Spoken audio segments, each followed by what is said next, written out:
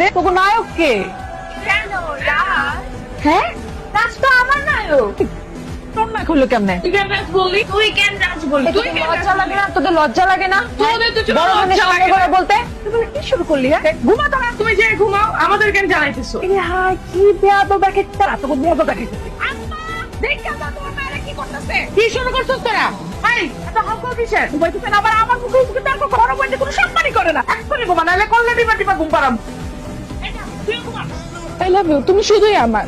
আমি শুধুই তোমার, তুমি দরজা বন্ধ করছো কেন? আরে সবাই দেখে ফালাইবো। দেখলে দেখো, অসুবিধা নেই তো। আরে অসুবিধা আছে, সবাই তোমারে চায়, কিন্তু তুমি তো শুধুই আমার। তোমার চোখের চাহনির কথা চিন্তা করলে আমার ঘুম আসে না সারা রাত। তোমার ঘুম আসার ব্যবস্থা করছি, যেটা খোলো শোনা কেউ দেখে ফেলে কেলেঙ্কারি হয়ে যাবে। আরে কেলেঙ্কারি হোক, এটাই তো আমি চাই। কেলেঙ্কারি হলেই তো আমাদের দুজনে বিয়ে হয়ে যাবে। আচ্ছা তুমি অনেক ছোট তাই না? এখনো বিয়ে করার বয়স হয়নি, আগে বয়স হোক তারপর বিয়ে করবো। হ্যাঁ তুমি